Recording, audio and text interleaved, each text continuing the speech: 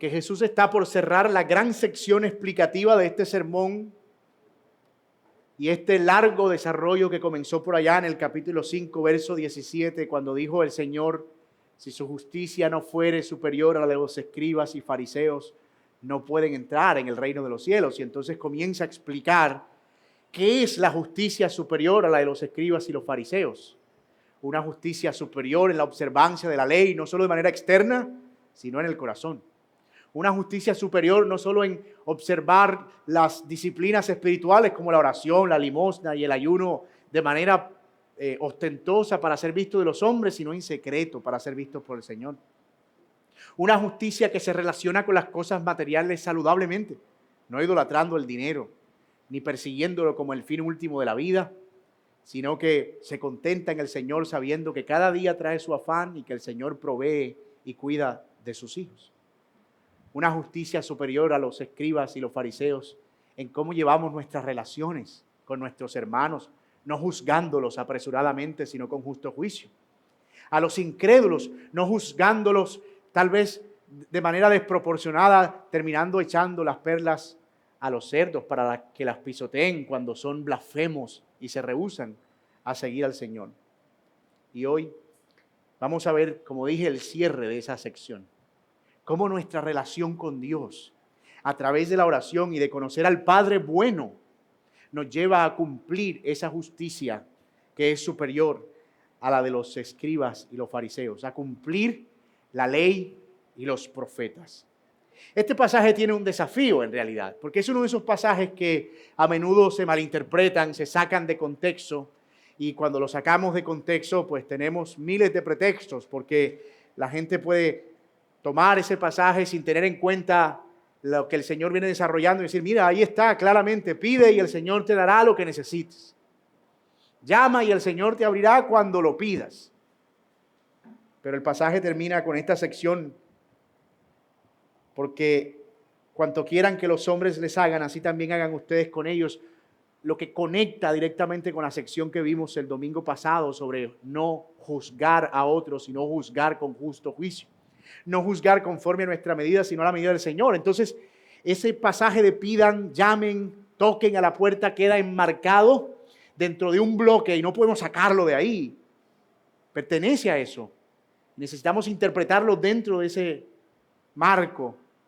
Y eso es lo que hace complicado el texto, porque la pregunta que nos surge es: ¿qué tiene que ver esto de pedir, llamar, recibir, el Padre bueno, no le den piedras a los hijos?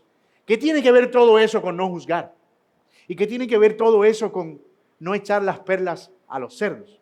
No, eso es lo que yo espero que podamos desarrollar a lo largo de este sermón. Y vamos a desarrollarlo siguiendo este argumento precisamente. Los hijos del reino necesitan orar y conocer al Padre bueno para practicar justicia con los demás. Los hijos del reino necesitan orar y conocer al Padre bueno para practicar justicia con los demás. Y vamos a desarrollarlo en 3 movimientos, por así decirlo. Vamos a ver en primer lugar que la oración persistente es algo que se demanda en el reino. Es decir, los hijos del reino deben orar. Vamos a ver que los hijos del reino también deben conocer al Padre bueno. Y vamos a ver en tercer lugar la justicia práctica que produce eso. Que cuando oramos en dependencia de Dios y conocemos la bondad del Padre, se produce esa justicia práctica que es superior a la de los escribas y fariseos y que no solo nos lleva no a juzgar apresuradamente ni a echar perlas a los cerdos, sino a cumplir toda la ley y todo el sermón del monte de lo que hemos visto hasta ahora. Por eso este pasaje es tan importante. Porque no solo está encerrando la sección inmediatamente anterior, sino que está cerrando un bloque completo. De hecho, a partir de este sermón, cuando lo terminemos, lo que viene después es el llamado del Señor a toda su audiencia con esta voz: hay 2 caminos ante ustedes. ¿Cuál van a escoger? ¿El camino angosto o el camino ancho? ¿El camino estrecho o el camino ancho? ¿La puerta estrecha o la puerta ancha? Y recuerden cómo empezamos el libro o el Sermón del Monte. Empezamos diciendo que había una similitud que Mateo había hecho a propósito entre el Sermón del Monte y el Pentateuco, los 5 primeros libros de la Biblia.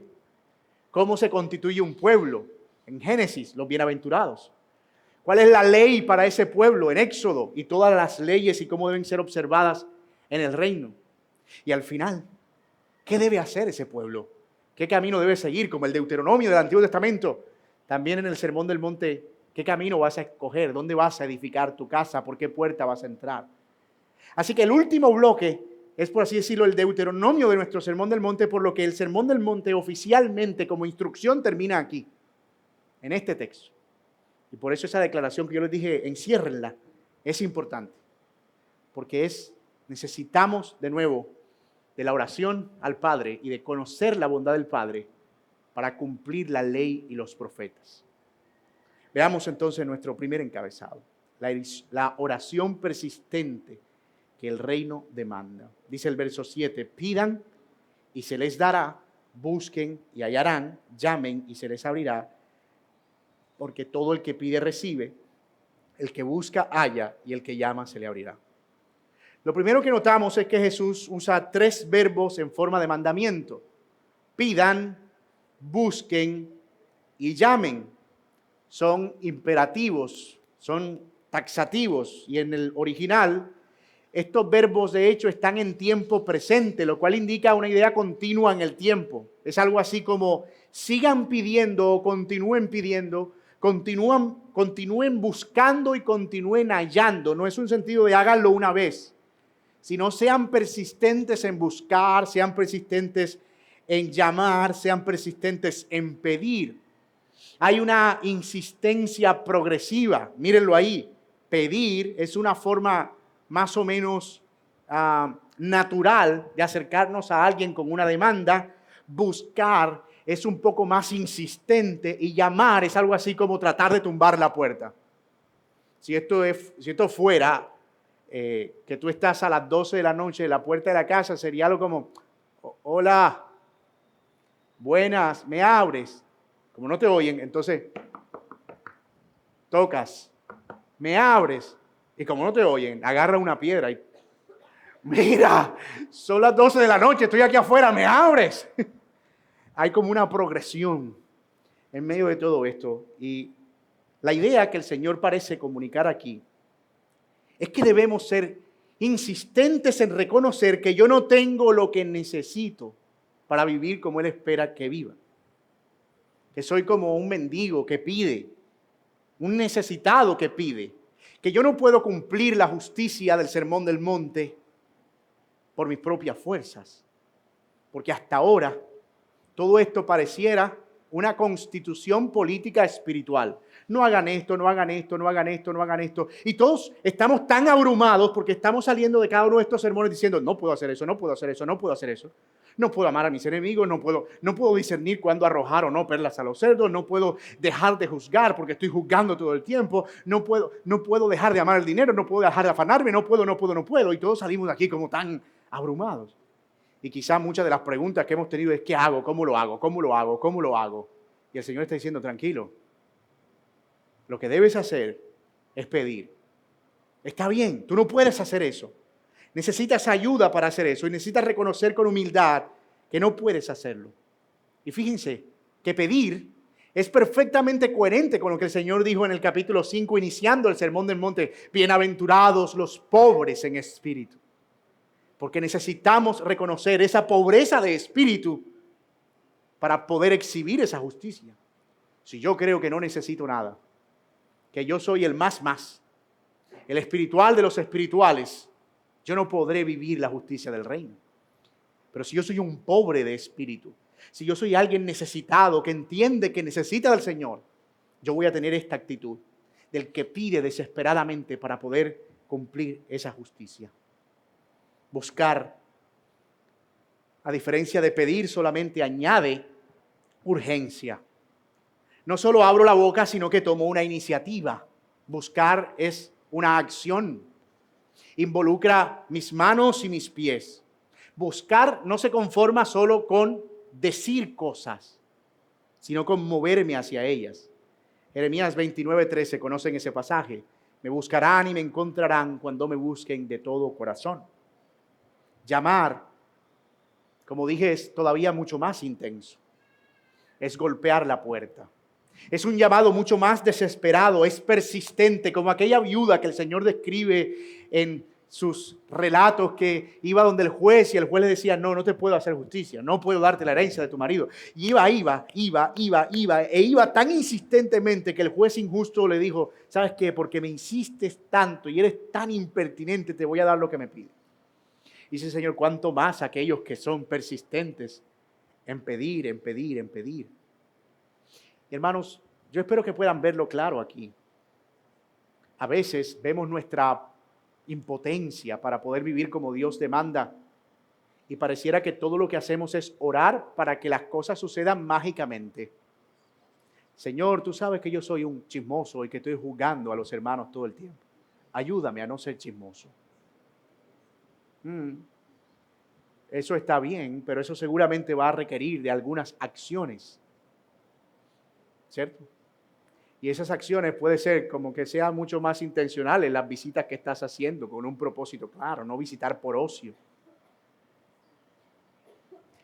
Cuando alguien batalla con la tentación de juzgar a otros para tener el contexto más inmediato que fue el sermón pasado, una buena forma de tener conversaciones es tener un plan para esas conversaciones.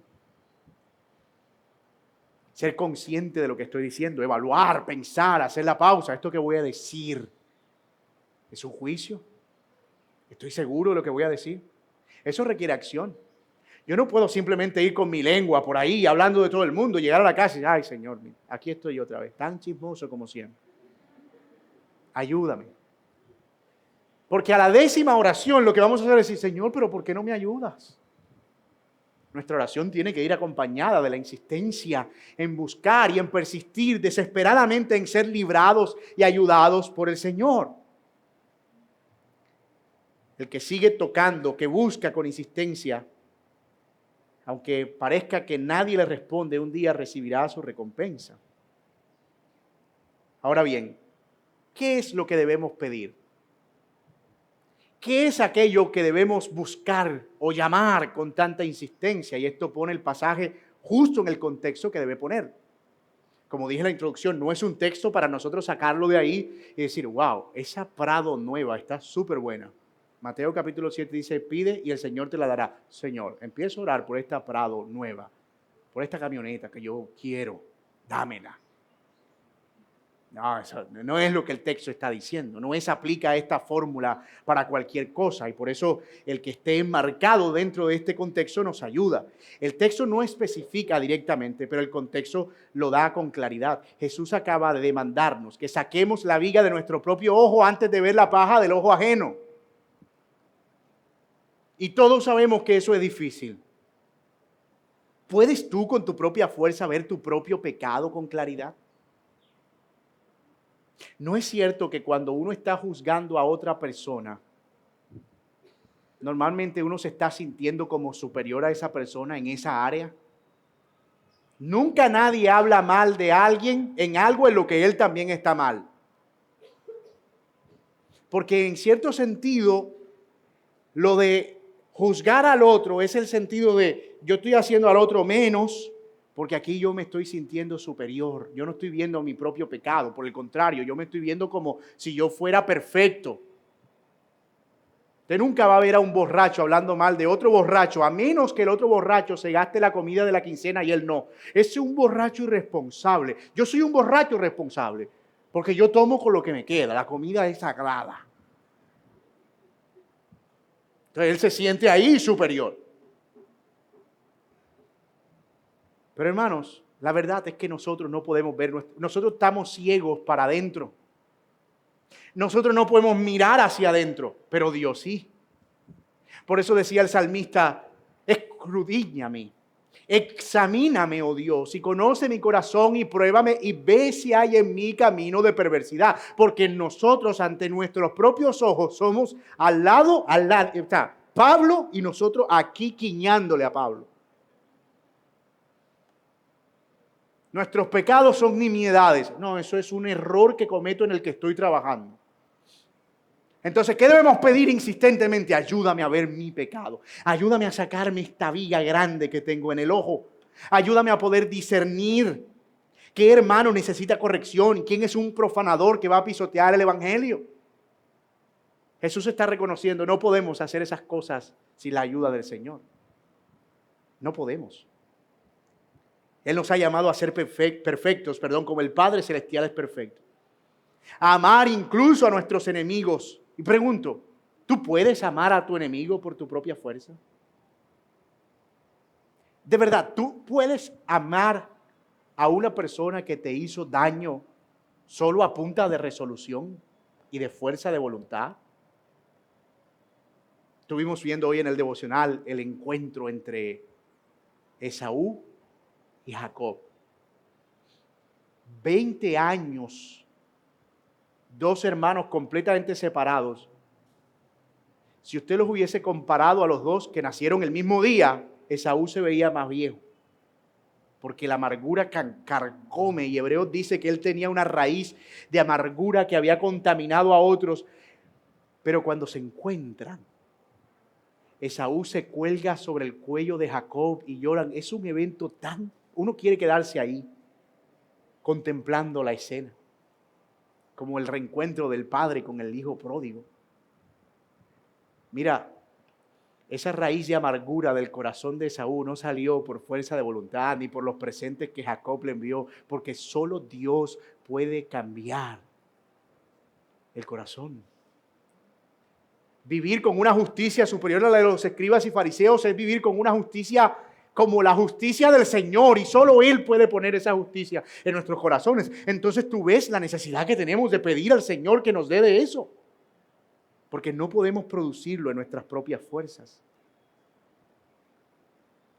La respuesta obvia a estas preguntas de si podemos amar a nuestros enemigos, de si podemos ver nuestro pecado con claridad para discernir correctamente es no podemos. Y precisamente por eso Jesús dice, pidan. La oración persistente es el recurso indispensable para vivir todo lo que el Sermón del Monte demanda. Eso es lo que está diciendo el Señor. La oración es persistente, no ocasional. Persistente es el recurso indispensable para vivir todo lo que el Sermón del Monte demanda. Santiago, quien probablemente lo que hizo fue una réplica del Sermón del Monte en sus directrices taxativas, en su carta, usa exactamente esas mismas palabras del Señor. Bueno, obviamente con otros términos. Si a alguno de ustedes le falta sabiduría, que la pida a Dios, quien la da abundantemente y sin reproche, y le será dada. Y es una sabiduría para vivir con paciencia en el mundo, para soportar la prueba, para soportar las tentaciones, para soportar la escasez, la tentación de amar el dinero. Todo lo que hemos visto en el Sermón del Monte hasta ahora. Pidan la sabiduría necesaria para vivir en el reino y les será dada. Sabiduría para juzgar rectamente, para discernir, para vivir la justicia del reino. Nadie llega ahí a punta de fuerza de voluntad. Así que el Señor no solo nos manda a buscar, a pedir, a llamar, sino que además promete en el verso 8 que va a contestar. Porque el que pide, recibe. El que busca, halla, y el que llama, se le abrirá. ¿Saben por qué muchas veces pedimos cosas y el Señor no las da? Voy a decir algo que debería estar en la Biblia, porque pedimos mal. Para gastarlo en nuestros propios intereses, porque buscamos solo nuestro propio beneficio. ¿Verdad que eso debería estar en la palabra de Dios?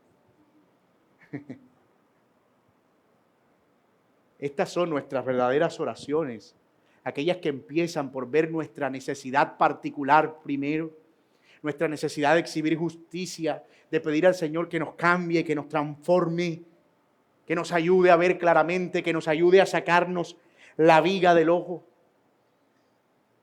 Nota la palabra todo, dice el Señor. Todo el que pida.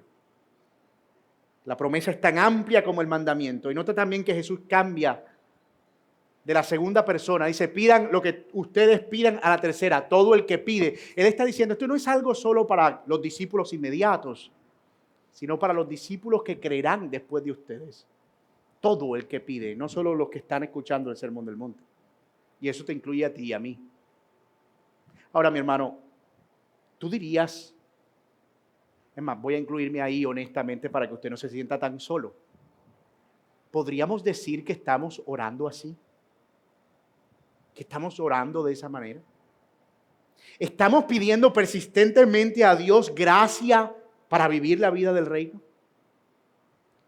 ¿O hemos reducido nuestra vida de oración a peticiones por salud, trabajo o problemas temporales?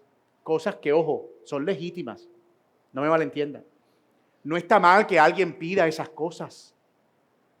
Pero ahora va tomando mucho más sentido aquello de buscar primeramente el reino de los cielos y su justicia, ¿verdad? Su justicia, su justicia, su justicia. La que yo no puedo producir. La que solo el Señor puede ayudarme a producir. Y ahora estamos viendo cómo llegar a ese sentido de justicia a través de pedirla insistentemente. Sabiduría para juzgar con rectitud, gracia para amar a los difíciles, luz para ver nuestro propio pecado. Tú tienes que ver nuestras reuniones de oración, no esta, porque esta iglesia es muy santa en ese sentido, pero las oraciones, las reuniones de oraciones. ¿Cuál es tu petición de oración? No, lo que pasa es que mi hijo está perdido y necesitamos que el Señor lo salve. Eso es perfectamente válido, anotado. ¿Cuál es tu petición de oración? No, es que necesitamos salir de una deuda, estoy sin anotado. Pero difícilmente tú escuchas personas decir, mi petición de oración es que Dios me ayude a lidiar con el pecado de esta bendita lengua que me está matando, que me está metiendo en problemas. Estoy odiando a un miembro de mi familia. Quiero que oren para que el Señor me ayude a ver que es pecado lo que estoy haciendo con mi esposa. Quiero que me ayuden a orar para que yo pueda ver con claridad y me amargue por el pecado que me está poniendo como a exasperar a mis hijos continuamente. ¿Verdad que no pedimos esas cosas? Porque no es cool, porque no se ve bien. Pero el Señor está diciendo, ustedes tienen una promesa, pidan eso y el Señor lo hará. A veces estamos batallando con pecados ahí y lo que decimos es, para sonar humildes, no, es un pecado con el que estoy batallando. Oye eso. Y quiero que sepa que soy humilde para reconocerlo. Y estás orando por eso realmente. ¿Cuándo fue la última vez que llevaste ese pecado al Señor a decirle, Dios, esto es tan fuerte? Ya ni siquiera lo veo como pecado, porque parece que lo practico en automático. Ayúdame a ver lo que yo no puedo ver adentro. Ayúdame a escudriñar adentro. Ayúdame a ver las intenciones que yo no puedo ver. Líbrame de los pecados que me son ocultos, pero no a ti, Señor. ¿Ven esa oración? Y el Señor dice, yo voy a contestar eso. Yo voy a responder a eso.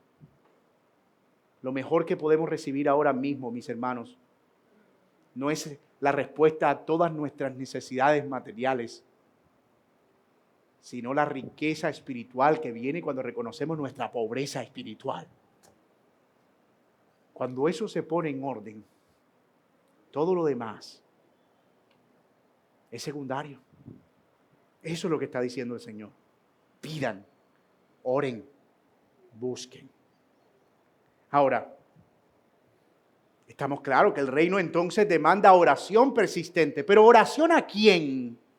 ¿Por qué podemos estar seguros que el Señor va a responder esas oraciones? Bueno, el Señor Jesucristo, que era un pedagogo insuperable, nos muestra ahora por qué el Señor va a responder a esas oraciones. Y la respuesta es porque Él es bueno. Porque Él es un Padre bueno. Porque Él puede ver que eso es una gran necesidad. Y como Él es un Padre bueno, Él quiere que sus hijos tengan resuelta esa gran necesidad. ¿O qué hombre hay entre ustedes que si su hijo le pide pan, le dará una piedra? O si le pide un pescado, le dará una serpiente. Pues si ustedes siendo malos saben dar buenas dádivas a sus hijos, ¿cuánto más su Padre que está en los cielos dará cosas buenas a los que le piden? Este es un argumento muy común en la forma en la que los judíos argumentaban. Ellos usaban este tipo de argumento El nombre era Kal Vajomer en hebreo, que es un argumento de menor a mayor. Es decir, como que pongo la imagen de lo menor y luego pongo la imagen de lo mayor como obvia, como resultante. Si algo es verdad en un caso menor, entonces se puede concluir que es verdad en un caso mayor. Eso está claro ahí. Si los hombres malos pueden hacer cosas buenas, cuánto más su Padre que está en los cielos. Jesús lo usó mucho. Cuando aquella viuda injusta, volviendo a la misma historia, iba donde el juez injusto, él dice, si ese juez injusto le respondió a esa mujer, ¿cuánto más el juez justo? Eso es un argumento calvajomer. Estamos hebreos aquí hoy. ¿Cuál es el caso menor aquí? Un padre terrenal. ¿Y el caso mayor? El Padre Celestial. El propósito del Señor con esto es mostrar que el Señor es bueno y como consecuencia de ser bueno, Él responde lo que le piden. Él apela incluso a la experiencia común. Imagínate a un niño que viene a su padre con hambre, le dice, papá, ¿me das pan? En la Palestina de la época el pan era redondo y en el desierto se solían encontrar piedras que tenían la misma forma. Entonces lo que está diciendo el Señor es, imagínate un padre que el niño va y le dice, papi, ¿me da pan? Y él dice, sí, hijo, coge. Y le da una piedra. Y el niño va y le mete el diente. Eso no va a pasar nunca. ¿Qué padre haría una broma tan cruel? Bueno, ya uno no debería ni descartar, ¿verdad? Pero la mayoría de padres no haría una broma tan cruel a su hijo hambriento, porque hoy por hoy con aquello de las redes sociales y hacerse viral, hasta uno esperará que un padre haga esa broma con tal de ganar muchos likes. Pero imagínate a un niño que le pide pescado, que era un alimento común en el mar de Galilea, y su padre le da una serpiente, o lo que podría ser una traducción más precisa, un pez de mar de estos tipos largos como anguila. ¿Qué padre le daría una anguila de lago que se parecía a ciertos pescados pero que no era comestible? ¿Qué padre engañaría a su hijo así? A su hijo. La respuesta es obvia, ninguno. Incluso los padres imperfectos sabemos dar cosas buenas en nuestra imperfección a nuestros hijos. Hay algo en la relación padre e hijo que mueve al padre a responder a la necesidad del hijo. Y ese es el principio que el Señor quiere resaltar. Hay algo en la relación padre e hijo que mueve al padre naturalmente a responder a la necesidad del hijo. Si ustedes siendo malos saben dar buenas dádivas. Y es notable que Jesús está hablando a sus discípulos, a personas que lo han seguido. Y Él dice, ustedes son malos. Comparados con Dios son malos. Claro que son malos. Todos los seres humanos somos malos comparados con Dios. Nuestras mejores obras están manchadas de egoísmo. Nuestro amor más puro tiene mezcla de interés propio. Así que sí, somos malos. Y sin embargo, incluso siendo malos, sabemos dar buenas dádivas a nuestros hijos. Un padre puede ser egoísta en su trabajo, puede ser impaciente con su esposa, puede tener 1000 defectos, pero cuando su pequeño hijo le pide pan, algo en él responde con bondad, algo. Ahora mira el recurso retórico del Señor Jesucristo, cuánto más su Padre que está en los cielos.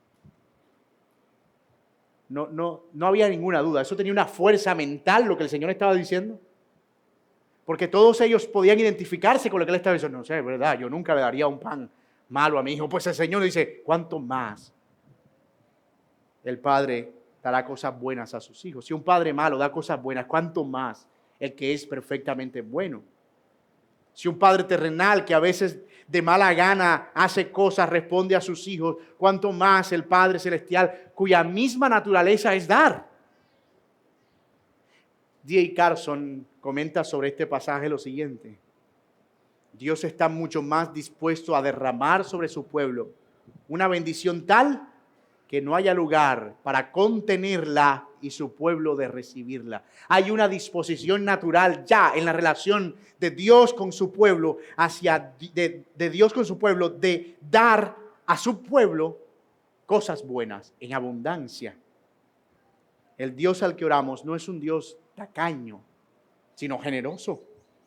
Él las da abundantemente, dice Santiago, y sin reproche. Un Dios que no se deleita en vernos sufrir. No es un Dios que juega trucos crueles con sus hijos. Pablo dice en Romanos, el que no eximió ni a su propio Hijo, sino que lo entregó por todos nosotros, ¿cómo no nos dará también junto con Él todas las cosas? Si Dios ya nos dio lo más grande, a su propio Hijo, ¿nos negará algo menor? Si ya demostró su amor en la cruz, ¿dudaremos de que responderá cuando le pedimos gracia para amar a otros? Ahora, ¿cuáles son estas cosas buenas que el Padre da? Lucas, en un pasaje paralelo, en 11:13, dice, Él dará el Espíritu Santo a los que se lo piden. Mateo dice cosas buenas. Y alguien dirá, fíjate, ahí hay una contradicción en la Biblia. Lucas dice cosas buenas, Mateo dice cosas buenas y Lucas dice el Espíritu Santo. Y la pregunta es, ¿y es que son excluyentes? Creo que de hecho Lucas nos ayuda a esclarecer más la necesidad de este pasaje en su contexto, porque es justamente el Espíritu Santo lo que necesitamos para no juzgar, sino con justo juicio, amar a nuestros enemigos, no entregarnos al amor por las riquezas materiales. Es el amor o la obra, del Espíritu Santo lo que necesitamos para no orar solo para ser visto de los hombres, no ayunar solo para recibir alabanza de los hombres, no hacer misericordia solo para ser visto de los hombres. Es el Espíritu Santo lo que necesitamos para no cometer adulterio con nuestros ojos, sino amar con todo nuestro corazón, para no desear, odiando a otros, su muerte, convirtiéndonos en homicidas, sino para desear el bien, para amar con todas nuestras fuerzas a nuestros enemigos. Es el Espíritu Santo lo que el Señor envía como respuesta. De modo que la idea completa del Señor es esta. Ustedes necesitan ser perfectos en el sentido de completos, es decir, cumplir las leyes del Señor, ser superior a los escribas y los fariseos. Y eso es difícil. Sí, ustedes son pobres espiritualmente y no tienen cómo pagar eso, pero oren insistentemente y pídanle al Padre bueno que les dé lo necesario, porque Él es bueno, muy bueno, y les dará en abundancia lo necesario. Y eso necesario es el Espíritu Santo para que puedan vivir como es digno del reino. Esa es la idea completa del Señor Jesucristo hasta hoy. El Señor lo dará en abundancia. Mis hermanos, ¿no será que nosotros estamos pasando hambre con la nevera llena? ¿No será que muchos de nuestros problemas vienen precisamente porque nos hemos olvidado de esa promesa del Señor y del recurso de la oración para pedir, Señor, dame el Espíritu Santo para que yo pueda vivir como es digno del reino? ¿No será que nuestra vida en pecado, más allá de ser las obras del diablo permanente y la insuficiencia de nuestra carne, es una deficiencia marcada de una dependencia de Dios? Hay cosas que no van a pasar a menos que nos inclinemos al Señor en dependencia de Él y oremos por ella y las persigamos insistentemente. Y eso es a lo que el Señor nos está llamando en este pasaje. Si ven que no es, pidan del carro y Él no le dará cualquier carro, le dará un carro bueno. Pidan la casa y Él no le dará cualquier casa, le dará una casa buena. No tiene nada que ver con eso. Porque de hecho en el capítulo 6 que vimos hace apenas unas semanas, el Señor dijo, no persigan esas cosas, porque la polilla y el orín lo corroen. Busquen primero el reino de los cielos y su justicia. Busquen la obra del Espíritu Santo para que puedan vivir la justicia de Dios. Y ahora todo va encajando, como que todo va cobrando sentido. ¿Cuáles son esas cosas buenas? Ya lo dijimos, el Espíritu Santo. Todo esto el Padre lo da a los que lo piden. Y no porque lo merezcamos, sino porque Él es bueno. Pregunta, ¿cómo ves a Dios cuando oras? Si cuando estás orando, ¿cuál es la idea, para no decir la imagen, que tienes de Dios? ¿Lo ves como un padre bueno dispuesto a dar?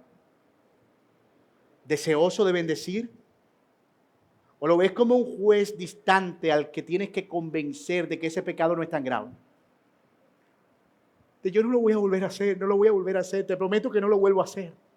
¿Cómo estás viendo a Dios en tu oración? ¿Lo ves como un padre generoso? ¿O como un patrón tacaño que solo está esperando que des resultados basados en tus propias fuerzas y que va a castigarte cuando no das esos resultados? ¿No será que nuestro concepto de Dios y lo que entendemos de Él y de su bondad y de quién es Él está distorsionado? Y por eso orar cuesta tanto.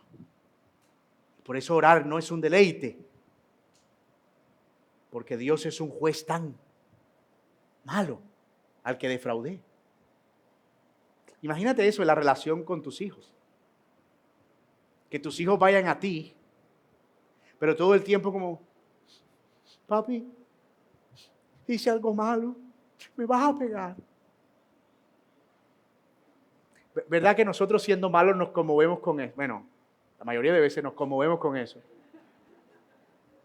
Y decimos, no, hijo, es que hice algo malo y no te lo he dicho. Todos como padres hemos estado en esa situación de tutun, tun, tutun. Aquí va a pasar algo. Tengo dos caminos frente a mí. No es verdad que condiciona nuestra relación con nuestros hijos la actitud con la que ellos vienen. Y otras veces que nuestros hijos van y me dicen, hice algo malo, ¿me vas a pegar? Pégame.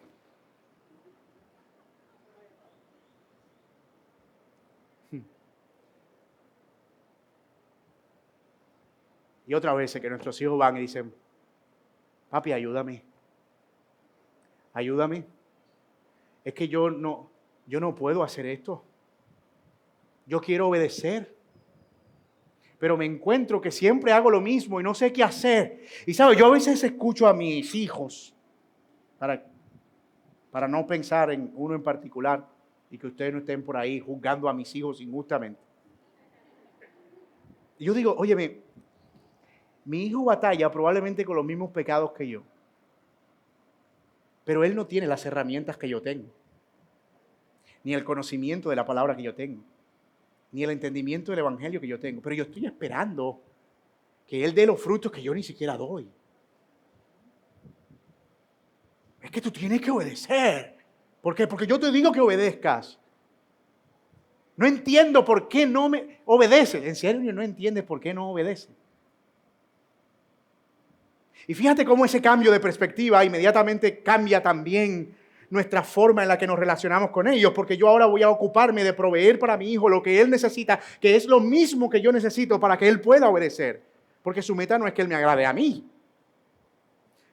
para que yo esté más cómodo y para que la gente en la calle diga, oye, qué buen padre es él. Los hijos, él los pone ahí y ahí se quedan. Tú sabes que esa es la expresión universal que nosotros usamos para decir que somos buenos criadores. Ese niño lo sientan ahí y ahí se queda. Y uno está como, sí, es que yo desde pequeño yo le dije, usted se sienta ahí y ahí se queda. Es que yo, hermano, yo he dicho eso otras veces desde aquí, nuestros hijos, y no es una frase mía, la escuché del pastor Sugel Michelén, nuestros hijos no son nuestro departamento de relaciones públicas. Y si planeamos usarlos como departamento de relaciones públicas, ellos actúan súper bien y se lo toman en serio. Y van a ser nuestro departamento de relaciones públicas afuera, pero no va a ser una relación real con ellos. Y yo solo estoy tratando de usar la misma equivalencia del Señor Jesucristo, de nuestra relación con nuestros hijos como padres y de cómo eso ilustra pobremente, por supuesto, lo que debería ser nuestra relación con Dios. Entonces, cuando yo voy al Señor en este sentido de dependencia, Señor, yo necesito lo que tú puedes dar en abundancia para yo obedecer, para yo ser fiel, para yo cumplir tu justicia. Señor, por favor, dámelo. Yo lo necesito. El Señor no va a estar de espaldas a esa petición. Ese es el punto. Piden y no reciben porque piden mal. Tu visión de Dios determinará tu vida de oración. Si crees que Dios es bueno, orarás con confianza. Si dudas de su bondad, orarás con temor. o simplemente no oras. El reino nos muestra un Padre bueno. Nos muestra que podemos acercarnos en oración a ese Padre bueno. Y lo glorioso de eso es que eso produce una forma de vivir. Y es la forma de vivir justa que el reino demanda, lo que nos lleva al tercer y último encabezado. Por eso, lo que ustedes quieran que los hombres les hagan, así también hagan ustedes con ellos, porque esto es la ley y los profetas. Todo lo que el Señor ha dicho hasta ahora en el Sermón del Monte se resume en esto. Todo lo que ustedes quieren que los hombres le hagan, así también ustedes hagan con ellos, porque esto es la ley y los profetas. ¿Y por qué decimos eso? Porque en el capítulo 5, verso 17, el Señor empezó esta gran sección de su discurso diciendo: no piensen que he venido a abolir la ley y los profetas, sino para cumplirla. Abro paréntesis, ley y los profetas. Ley y los profetas es no odien a su enemigo, oren de esta manera, hagan esto, no hagan esto, no hagan esto, etc. Cierro paréntesis, esta es la ley y los profetas, que ustedes hagan con otros lo que ustedes quieran que hagan con ustedes.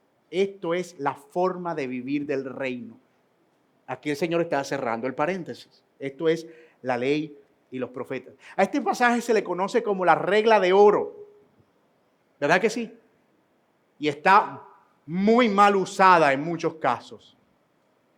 De hecho, es de esos pasajes que uno cree que se sabe, pero no se sabe. Es como Romanos 10, que uno dice, no es del que quiere ni del que corre, sino del que Dios tiene misericordia. No, es de Dios que tiene misericordia. De esos pasajes que uno los dice rápido y cree que lo dijo correcto. Tú le preguntas a la gente, ¿cuál es la regla de oro? Y ellos te dicen, no hagas con otro lo que no quieres que hagan contigo. No, eso no es lo que dice el texto. Haz con otros lo que quieres que se haga contigo. ¿Y cuál es la diferencia? ¿No es lo mismo? No es lo mismo. Uno es negativo y el otro es positivo. Es que míralo. No hagas con otro lo que no quieres que hagan contigo, es esto. Yo no me meto con nadie para que nadie se meta conmigo. Yo no hablo mal de nadie, mira, para que nadie hable mal de mí. Yo no voy a molestar a la casa de nadie para que nadie me moleste en la mía. El problema con eso es que eso lleva a la persona a la pasividad, a no hacer nada. No hagas con otro. Ok, no hago nada. Pero eso no es lo que dice el texto. El texto dice, de hecho, lo contrario. Haz con otros lo que tú quieres que se haga contigo. Y está invitando a hacerlo en el sentido positivo de exhibir la bondad del Padre, la generosidad del Padre con otros, para que eso se haga contigo. Ahora, hermanos, eso es una diferencia enorme. No basta con no hacer el mal, hay que hacer el bien.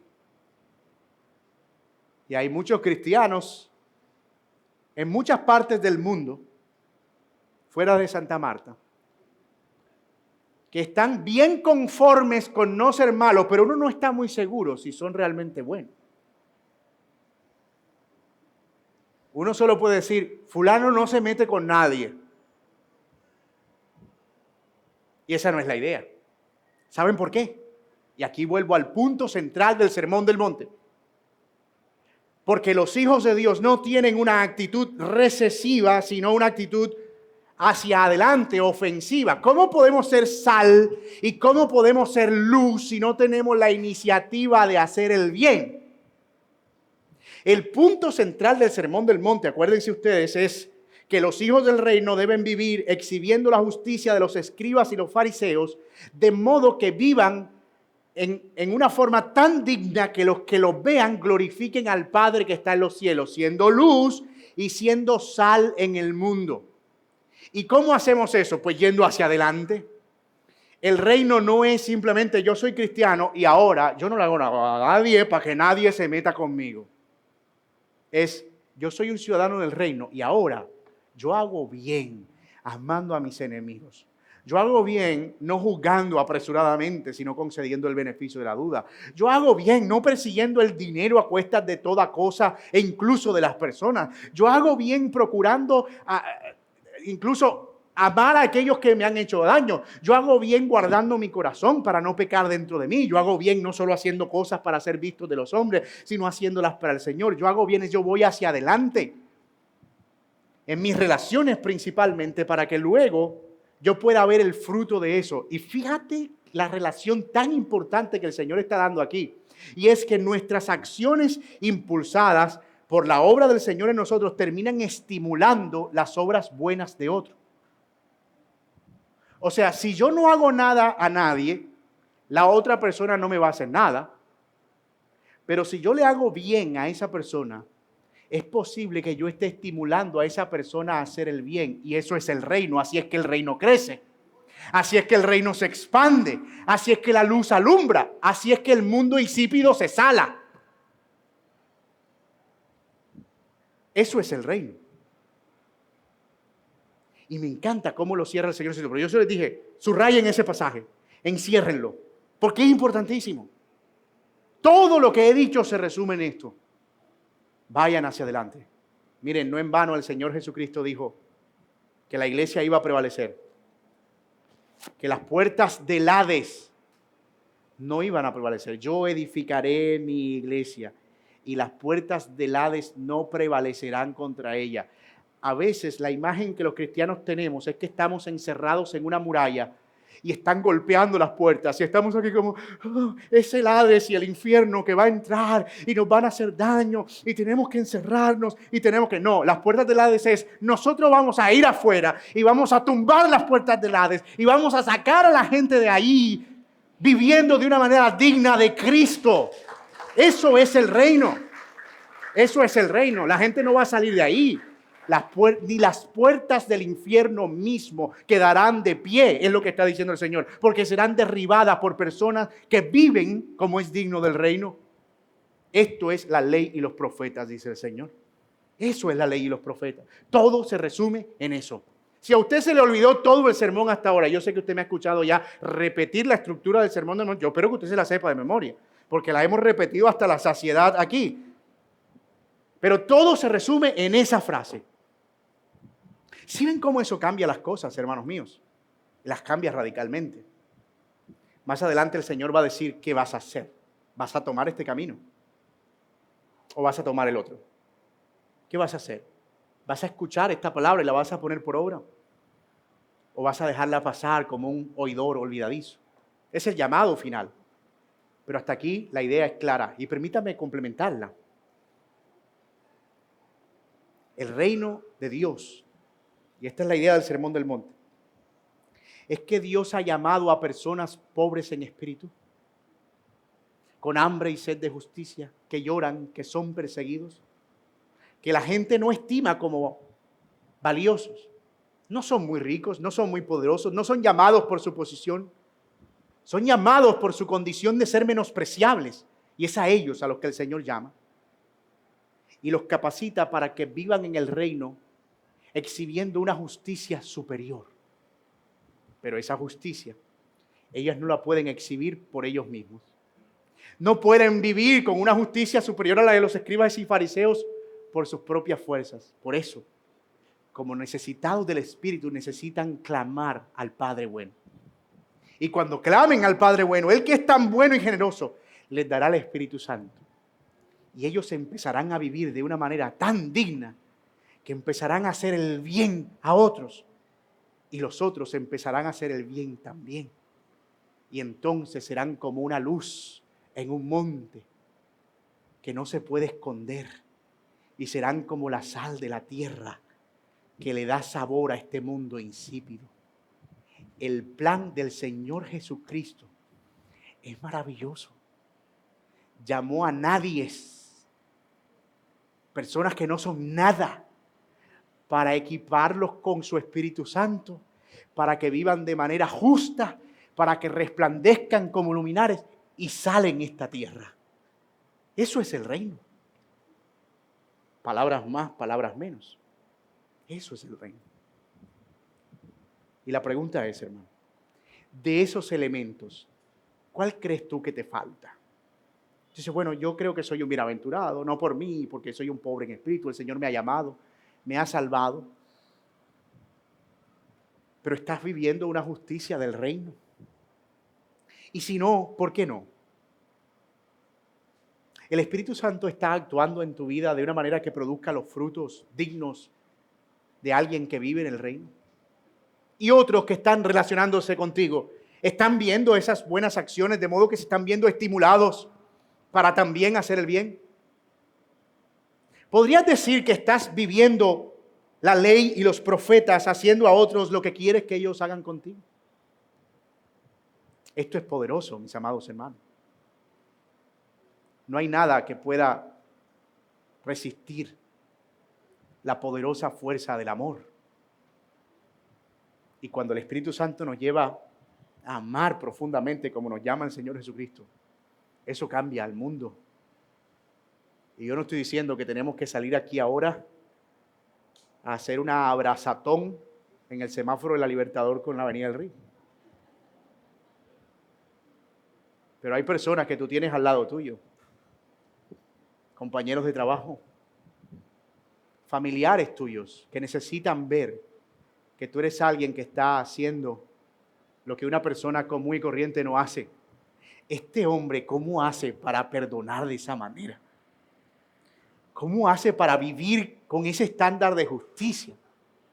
¿Cómo está haciendo esta mujer para amar a su esposo y a su suegra de esa manera tan fiel? ¿Cómo es que están viviendo de esa manera? Mira, hazme un favor, ¿cómo haces tú para vivir como vives? Interesante pregunta, siéntate, porque yo te quiero contar de dónde viene todo eso. Eso es el reino. Mis amados, que Dios nos ayude a exhibir esta justicia superior a la de los escribas y los fariseos. Pero sobre todo, hermanos, que nos ayude a entender que dependemos de la oración a un Padre bueno que ha prometido darnos cosas buenas y al Espíritu Santo para vivir esa justicia. Señor, gracias.